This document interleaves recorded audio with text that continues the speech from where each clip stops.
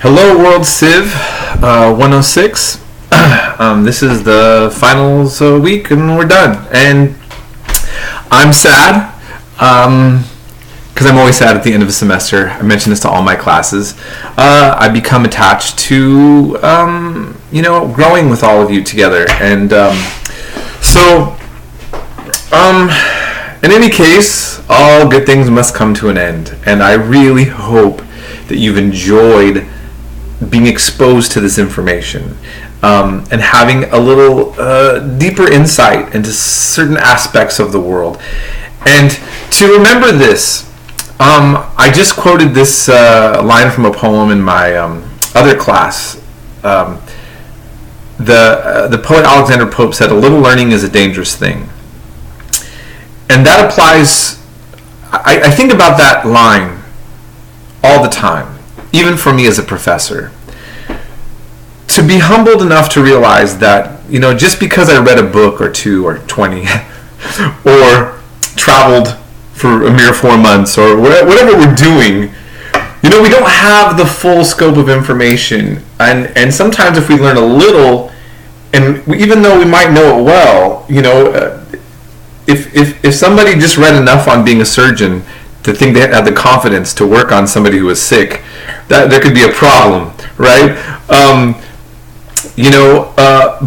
But at the same time, if there was no one around, that's still better than nothing. Let's put it in perspective. So you learned about many different civilizations and a lot about different religions, and you may or may not have fully understood everything that you learned. You might even have misunderstood some things that I've said or what you learned in there. And so just go take this approach in life where you're humble, and we talk to people, and you get more clarity, and more of this you will just understand more about what to make of everything. And I think that you'll just find your life very enriched. Now, before I forget, if you think you have enough points that you don't need to take the final, that's fine. Go to the link, the finals link, and write in that box, write to me, Mr. Pollock, I am not going to take the final, we will take a 0. And then I'm going to put it in there. Now, do not write to me and ask, do you have enough points? Can you afford to take a 0? I'm not taking responsibility for doing the math for anybody's grade book.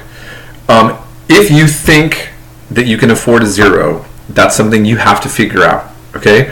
But if you give me the 0 now, and I grade it, and I put the 0, and your grade turns out the way you didn't want, as long as the due date for the final has not arrived yet, you can change your mind and give me a final.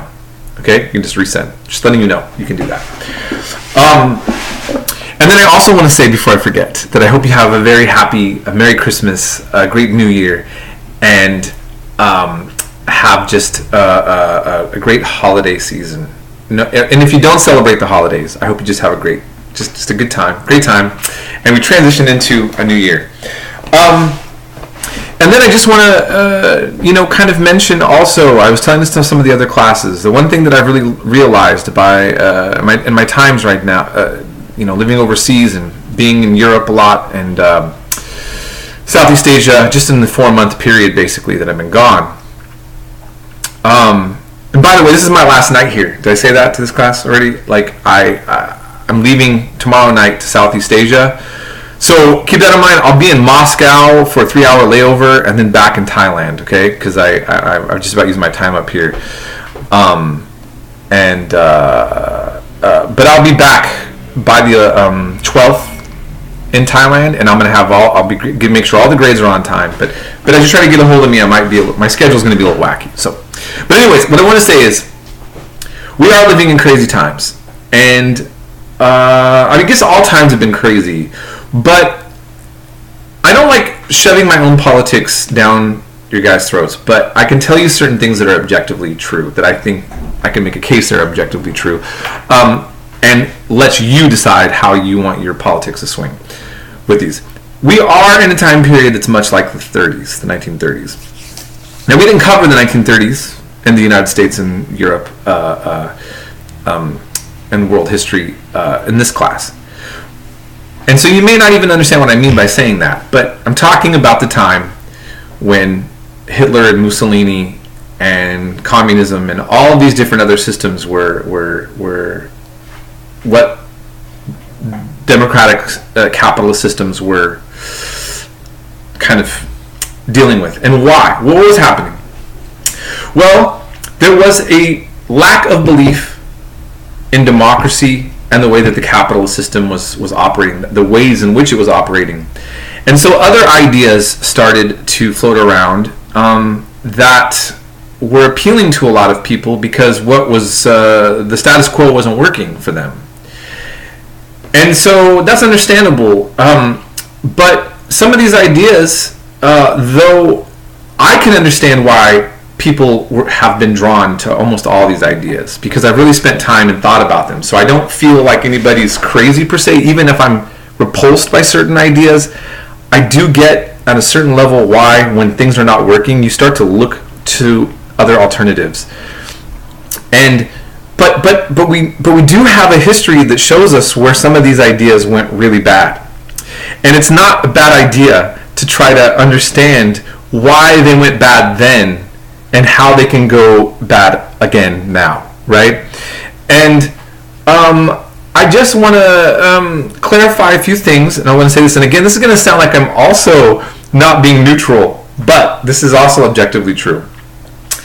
Bernie Sanders and the so-called progressive Democrats have a platform now that is accused of being radical in the United States, of being like a communist socialist, like the Soviet Union was, Venezuela and Cuba and all this kind of stuff. That's a lie. What they promote is what is working in Europe for the most part. And now, it's fair if you want to argue that you don't like how the system works here in Europe, or you don't think that that would work in the United States. Focus on that as a debate or a discussion, but don't act like this propaganda that there's some like socialist radical specter coming. The reality is there's less socialism than ever. That the markets are the one that since the 90s, even Europe's become less socialist. So this is a lie. This is a flat out lie. And you know, if you go to Europe, most of what these systems are working. Now, if you look what's going on in France and these riots, the media says often that they're upset with Macron's liberal policies. I want to clarify something for you here, which is new to me as well as I came out here. In Europe, they use the word liberal in an economic sense the same way as it is used in the classical sense. Liberal means more capitalist, more pro-market, less socialism. It's the opposite of what it means in the United States. So liberal policies of Macron means when he's taking away more social programs and are letting the markets dictate more, like favorable to what the Republicans, for example, would be more in favorable of in the United States. Do you get what I'm saying? And so that kind of sometimes confuses the way we see like all these discussions go. So, you know, I guess what I'm just saying is it requires a lot of careful thinking and analysis right now before we decide how to, you know, what we want to think. You know, every Democrat's not communist and every Republican's not a fascist, you know, but in America, because we have two systems, there's a reason why the left and the right gravitate towards one party or the other, because there's no other main parties to go to. And so, you know, it's just, oh, America, we got some limitations, right?